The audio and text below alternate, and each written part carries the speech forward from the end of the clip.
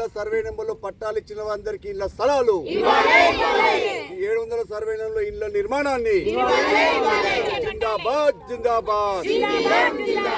MLA collector, MLA collector, RDO ఇవ్వాలి. 700 survey నెంబర్లో ఇళ్ల నిర్మాణాన్ని ఇవ్వాలి. 700 సర్వే నెంబర్ ఇళ్ల పట్టాలను, ఇళ్ల స్థలాలను జిందాబాద్ జిందాబాద్. ప్రాణాలైనా అర్పిస్తాం, ప్రాణాలైనా అర్పిద్దాం, ప్రాణాలైనా అర్పిద్దాం.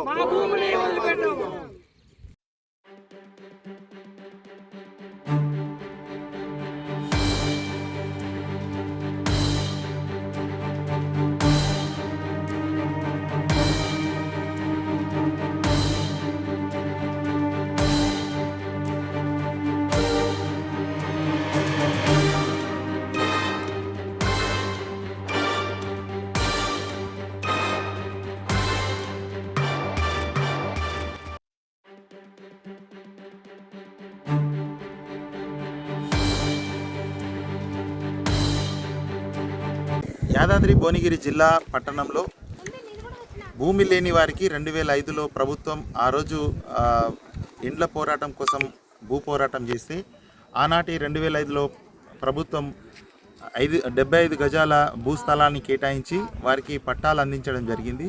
కానీ 20 సంవత్సరాలు అవుతున్నా కూడా వారికి భూమి కేటాయించకపోవడంతో సో వారు అధికారులందరినీ విజ్ఞప్తి చేసినా కూడా భూమి కేటాయించకపోవడంతో నిన్న అన్ని గుడిసెలు వేయడం జరిగింది ఇక్కడ.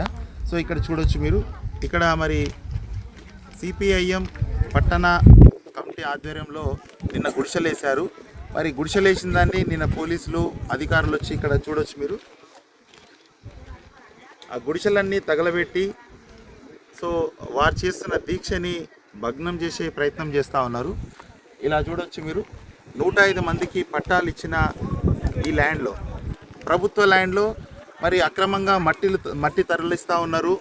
ఈ ల్యాండ్ను కూడా మరి అమ్మేస్తూ ఉన్నారని చెప్పేసి ఇక్కడ కేటాయించిన లబ్ధిదారులు వాపోతున్నారు. ఒకసారి వారిని అడిగి తెలుసుకుందాం. 2005లో పట్టా ఇచ్చి ఇప్పటివరకు మరి భూమి కేటాయించలేదు, ఇళ్ల స్థలాన్ని కేటాయించలేని ఒక బాధితురాలు ఉన్నారు. ఒకసారి వారిని అడిగి తెలుసుకుందాం. నమస్తే అమ్మా. నమస్తే సార్. చెప్పండి అమ్మా. ఏమి లేదు సార్. మీరు ఇక్కడ మరి గుడిసెలు వేయడానికి గల కారణం ఏంటమ్మా? ప్రస్తుతం మా భర్త చనిపోయి మా పేరు రేష్మ, మహమ్మద్ రేష్మ. మాది పాడినగర్. మాకు అత్తమామ సంపాదించిన ఆస్తులు ఏం లేవు, ఉన్నా కూడా అమ్మే ఆడపిల్లల పెళ్ళిళ్ళు చేసిర్రు. అయితే నా భర్త చనిపోయింది సార్ 3 సంవత్సరాలు. నేను తెలుగు వాళ్ళ ఇంట్లోకి రేకుంటా. నా భర్తను నా ఇంటి ముందు వేసుకొని వెళ్ళలేదు సార్, నా ఇంటి ముందు వేసుకొని వెళ్ళలేదు. మా ముస్లిమ్స్ వాళ్ళు అర్థం చేసుకొని మా మర్దింట్లో వేసి నేను గాజులు బలగొట్టొచ్చి నా ఇంట్లో ఉన్నా. అప్పటి నుంచి నేను ధర్నా దిగిన. కనీసం సార్ కేసీఆర్ గెలవడానికి కారణం డబుల్ బెడ్రూమ్ ఆశ చూపించి గెలిచిండు. ఒక మాట మినిమం 10 ఏళ్ళు రాజ్యం వెళ్ళిండు. ఈయనే ఇదొక్కసారి అవకాశం ఇవ్వండి అమ్మ, మీ దండం పెడతా, మీ కాలు మొక్తా అన్నారు. వాస్తవానికి అన్నారా అని లేదా అన్నారు. సరే ఒక అవకాశం ఇచ్చి చూద్దామని ఇచ్చినాం సార్. డబుల్ బెడ్రూమ్లో సెలెక్ట్ అయినా సార్, నాకు పట్టా ఇవ్వలేదు. అదొకటి. ప్లస్ దండం పెడతాను, నువ్వు ఏమన్నావు 6 నెలల లోపు ఎవరికైతే భూమి లేదో, మొత్తము భూమి లేని ఎలాంటి చేసుకుంటే బ్రతికే పరిస్థితిలో ఉన్న వాళ్ళకి ఫస్ట్ వాళ్ళకు భూమి చూపించి బేస్మెంట్ కట్టుకున్న తర్వాత మేము ఇల్లు నిర్మించి ఇస్తామని మాకు హామీ ఇచ్చిండు. పథకాలు ఆ పేపర్లు ఇచ్చిండు, ప్రజాపాలన పేపర్లు ఇచ్చిండు, ఎంక్వైరీలు అయినాయి, ఇంటి ముందు ఫోటోలు అయినాయి సార్. ఇంటి ముందు ఫోటోలు అయినాక పేరు రాకపోవడం, మళ్ళీ పోయి కలెక్టర్ ఆఫీసులో ఇవ్వడము, ఇవన్నీ జరిగినాయి సార్. ఎంఆర్ఓ ఆఫీస్ ముందు 2 సార్లు ధర్నా సార్, మున్సిపల్ ఆఫీసులో ధర్నా, కలెక్టర్ ఆఫీసులో ధర్నా, ఎన్ని ధర్నాలు చేసినాం సార్. ఇక నాకు విసిగిపోయింది. ఇప్పుడు నాకు బిడ్డ పెళ్ళికి ఉంది. కిరాయి ఇంట్లో ఎట్లానే ఉంటాం సార్. ఒక మాట, ఈయన 6 నెలలు టైం అడిగిండు, సంవత్సరంన్నర అవుతుంది సార్. కాంగ్రెస్ వచ్చి ఏం చేసింది?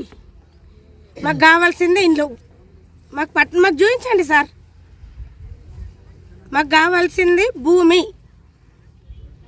నాకు ఇల్లు మాకు గరీబులకు ఇల్లు కట్టించి ఇస్తా అన్నారు. మాకు అది ఒక్కటే పోరాడుతున్నాము, వేరే ఏమి ఆశిస్తలేము సార్. అలా ఆస్తులు ఆశిస్తలేము మేము, అలా పదవులు ఆశిస్తలేము మేము. మాకు కావాల్సింది ఇల్లు కట్టించి ఇవ్వడం, అంతవరకే. వాళ్ళ మీద మాకు కక్ష లేదు, పగ లేదు, ఏం లేదు. మేము పెట్టుకొని మేము సెలెక్ట్ అయ్యి ఉన్న వాళ్ళం సార్. మేము మైనారిటీల కింద. నేను ఒక బిడ్డ ఒక కొడుకు 3,000 కిరాయి సార్. ఒక్కటే రూమ్ సార్, మూడో మనిషి పడుకోవడానికి లేదు. ఒక్కసారి వస్తే కూడా చూపిస్తాను సార్. నేను మూడో మనిషి వస్తే పడుకోవడానికి ఉండదు. అలాంటి ఇంటికి 3,000 కిరాయి కట్టుకుంటా, 8,000 శాలరీలా 3,000 ఇల్లు కిరాయి కట్టుకొని 2 పిల్లలకు తిండేం పెట్టాలి, చదువేం చెప్పించుకోవాలి. మరి మంచి చెడు రోగము నొప్పి ఎన్ని అని వెళ్తాయి సార్. 4,000 పింఛన్ చేస్తున్నారు సార్, ఇంతవరకు చేయలేదు సార్. ఇంటికి 2,000 ఇస్తాను, ఏది సార్ 5,000. మరొక బాధితురాలు ఉన్నారు, ఒకసారి వారిని అడిగి తెలుసుకుందాం. చెప్పమ్మా. కష్టాలు చాలా పడుతున్నాం సార్. మేము నా మగడు చచ్చిపోయి 30 ఏళ్ళ ముందు కిరాయి కట్టుకుంటున్నా. నా పిల్ల చిన్నగా ఉన్నప్పుడు చచ్చిపోయిండు. మేము కిరాయి ఇళ్ళల్లో పని చేసుకొని ఉపాసం ఉండి కిరాయి కడుతున్నాం. కట్టకుండా ఇంటికి వెళ్ళిపోయినట్టున్నారు సారు. మా బాధలు ఎవరికి చెప్పుకోవాలి? మా ఇళ్ళల్లో ఇట్లా వస్తే ఇట్లా గులగొట్ట కట్టింది. ఎక్కడ ఎంతగానో మన కిరాయి కట్టుకోవాలి శాత కాకుంటున్నా. నేను 30 ఏళ్ళు నా మగడు చచ్చిపోయి అప్పటి ముందు కడుతున్నా కిరాయి. మరి ఇట్లా నాకు శాతం కదా సార్ కష్టం చేసి కిరాయి కట్టాలంటే. ఏమో గిన్నె గుడి చేసుకుందామంటే గిట్ట గుంజేయబట్టి కాల్ చేయబట్టి ఎట్లా చేయాలి సార్? మేము గరీబుళ్ళము, పిల్లలకు కూడా చదివిస్తానికి బాధ్యత మాకు శాతం అయితే లేదు. ఇవాళ రేపు చదువులు పెద్ద పెద్ద చదువులు చదివిలేకున్నాం మేము. అందుకే ఈ గరీబ్ తరం ఉంది మాకు. గరీబ్ తరం వల్ల మమ్మల్ని తీసేసినట్టు మాట్లాడుతున్నారు సారు. ఎట్లా చేస్తారో మీరే దయ. అంత కాలబెట్టి అన్ని చేసి నిన్న 1,500, 2,000, 3,000 అయినాయి సార్ మాకు. ఒక్కొక్కటి అన్ని కాగితాలు తెచ్చుకొని, కట్టెలు తెచ్చుకొని, కామలు తెచ్చుకొని, చెట్లు కొట్టుకొని, అదేందో మూడ్ల చెట్లు కొట్టుకొని గుడి చేసుకుంటే మనం కాలబెట్టి మరి ఏం చేయాలి సార్? మేము ఎట్లా బతకాలి మీరే చెప్పండి. మేము ఎట్లా బతకాలి? మాకు ఎవరు పోషిస్తారు మమ్మల్ని? నా 20 ఏళ్ళ కొడుకు చచ్చిపోయిండు. ఎవరు పోషిస్తారు నన్ను? చెప్పు సారు. నేను అందుకే ఈ గుడి చేసేందుకు బాధపడు లేచి లేవలేక వస్తున్నాను సార్. నేను ఈ గుడి చేసుకున్నా ఇంట్లో బతమని. నా పెళ్లి కాని బిడ్డ ఉంది, ఒక బిడ్డ. ఆమె టైరీలు వచ్చి లావ్ అయింది, శాతగాక రాదు. ఆమెను పట్టుకొని నేను ఉన్నా సారు. నా బాధ్యత ఇది. ఇల్లు కావాలని తిరుగుతున్నా నేను. నాకు ఇస్తానండి, ఇల్లు ఇస్తానండి, ఇల్లు లేదేం లేదు. ఆయనే సారు, ఆయన ముఖ్యమంత్రి ఇల్లు ఇస్తామ్మా అన్నాడు. గతి లేదు ఇంకా. ఇప్పుడు 2 ఏళ్ళు ఆయన గెలిచి మరి ఎట్లా బతకాలి? ఎంతగానో వానికి కిరాయి కట్టుకోవాలి. నాకు శాతం సార్. ఇళ్ళల్లో పని చేయని ఆకిలి నీకు శాతం అవుతుందా? ఇళ్ళల్లో పని చేసి అడకొచ్చుకొని ఇల్లు కిరాయి కట్టుకొని బతున్నాను నేను. ఆ పిల్లలు పట్టుకొని నా కష్టం ఎవరికి చెప్ప. మరొక బాధితురాలు ఉన్నారు. ఆ పట్టా పొంది కూడా మరి ఇప్పటికీ ఇల్లు స్థలం లేక వారి ఎండలో 4 రోజులుగా ఇక్కడ ధర్నాకు దిగారు. ఒకసారి వారిని అడిగి తెలుసుకున్నాం. నమస్తే అమ్మా. నమస్తే సార్. మీ పేరమ్మా? భూదేవి సారు. చెప్పండి. మాది సింగనగూడెం సారు. సింగనగూడెంలో మేము బేరం చేసుకుంటాం సార్. కొన్ని రోజులు అడక తిన్నాం, మేము జోలి వేసుకొని అడక తిన్నాం. ఇప్పుడు ఏంది కేసీరావు వచ్చి మాకు అడకకొని తినకుండా అది బంద్ చేసిండు. ఇప్పటికైనా మేము ఏదో ఒక బేరం చేసుకున్నాం, ఇంటికల బేరము, ఏమన్నా కమ్మలు గాజులు అమ్ముకుంటాం. అది కూడా అయితలేదు సార్. ఇప్పుడు బేరం కూడా అయితలేదు. నాకు 3 పిల్లలు సార్, 3 కొడుకులే. నా వారు భర్త జర ముసలైన, ఆయన 60 ఉంటాడు, నేను 35 ఉంటా సార్. ఆయనని ఏదో తాగుతూనే పట్టించుకుంటున్నా. లోపల నాకు బట్టి పెళ్ళి సీనన్న ఉన్నాడు మా దార. ఇక ఆ సీనన్న 4 కాళ్ళు మొక్కి ఆయనను బతలాడి ఈ జాగా పెట్టించుకున్నాం సారు. మస్తు తిరిగినాం సారు. అసెంబ్లీ పోయినాం, అసెంబ్లీలో తిరిగినాం సారు. అసెంబ్లీ పోయినాము, ఎంఆర్ సార్ పోయినాము, కలెక్టర్ సాబ్ కాడ పోయినాము, ఈడ ఏది గూడూరు కాడ పెట్టారు ఆడాకు పోయినాము. అంతటా తిరిగినాం సారు. తిరిగిన జాగా లేదు, మేము ధర్నా చేయని జాగా లేదు. మస్తు తిరిగినాం.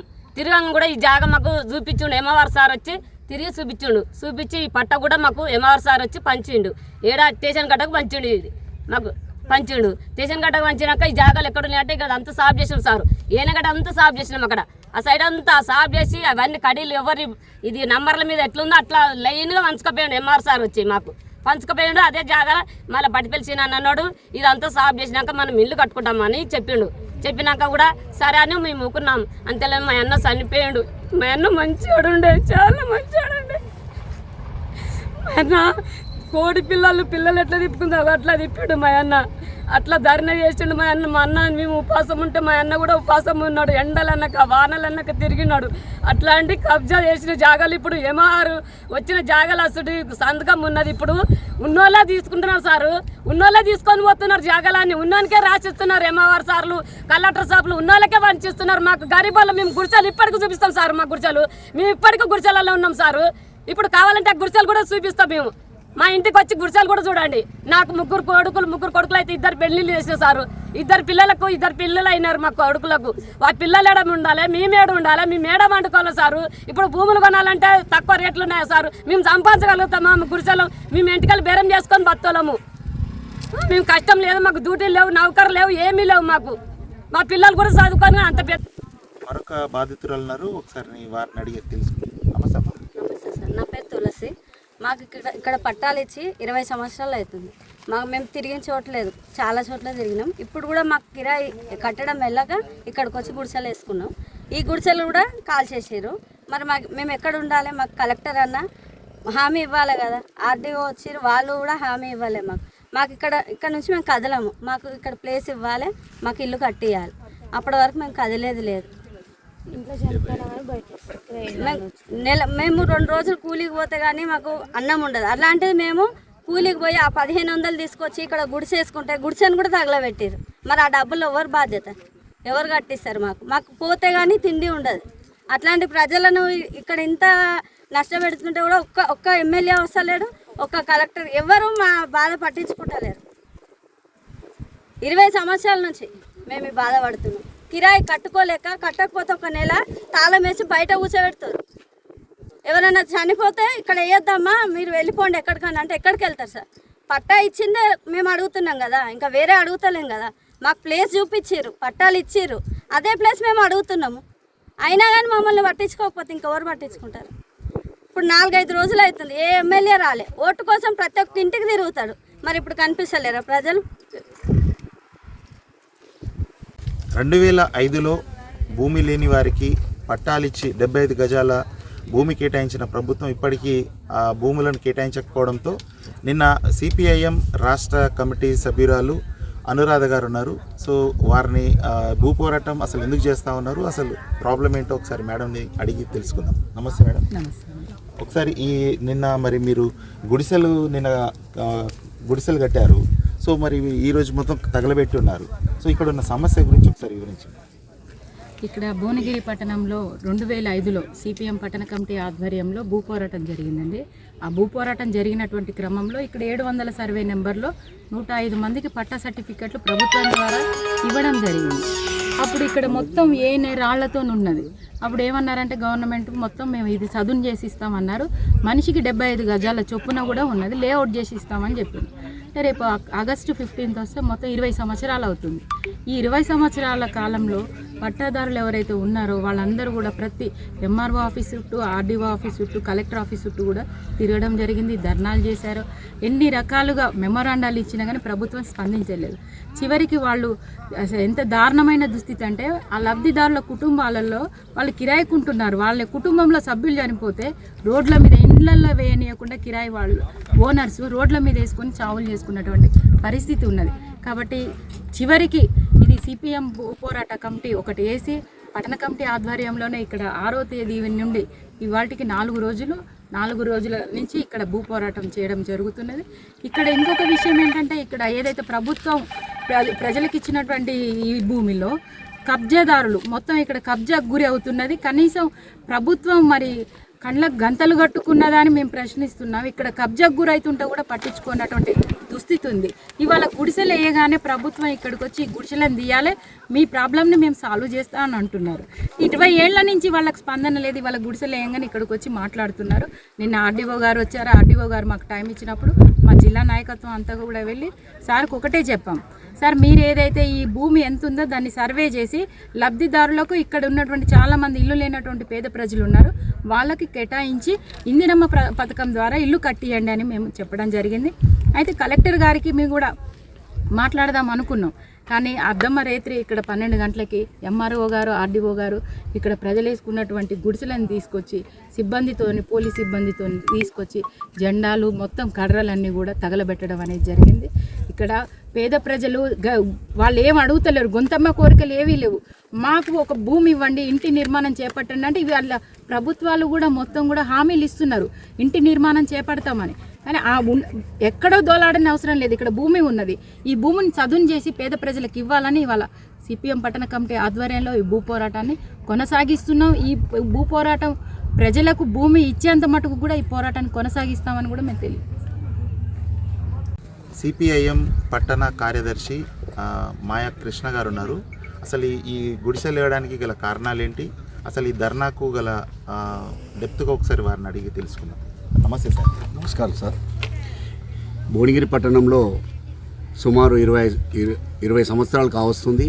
అయినా మేము అధికారుల చుట్టూ పట్టాలు ఇచ్చిన వద్దుగా తిరిగినా కానీ సరేలే అని చెప్పడమే జరిగింది. కానీ ఇంతవరకు కూడా రాకపోవడంతో విసుగు చెంది వీళ్ళకు డబుల్ బెడ్రూమ్లో ఆశ చెప్పారు. బెత్తల్లో కూడా అక్కడ బసాపురం బెత్తల్లో కూడా మీకు ఇండ్లు వస్తాయని చెప్పారు. ఇంతవరకు కూడా ఎలాంటి కూడా అలాంటి కాలేదు. అయినా కానీ వాళ్ళు ఇప్పటిదాకా ఎదురు చూసి లాభం లేదు. అధికారులకు చెప్పినా కూడా ఏం స్పందన లేదు. ఇతరులు ఆక్యుపై చేస్తారు ఈ భూమిని. దాదాపు 14 ఎకరాల 20 కుంటలు ఉన్నది. 5 ఎకరాలు వేరే వాళ్ళకు ఇచ్చారు. అందులో 9 ఎకరాల 20 కుంటలు ఇక్కడ ఉంటుంది. ఆ 20 కుంటలకు సంబంధించింది కూడా ఒక 105 మందికి పట్టాలు ఇవ్వడం జరిగింది. పట్టాలు ఇస్తే వారికి ఇండ్లు నిర్మించాలని చెప్పి అడిగితే ఇప్పుడు మేము కాదని చెప్పారు.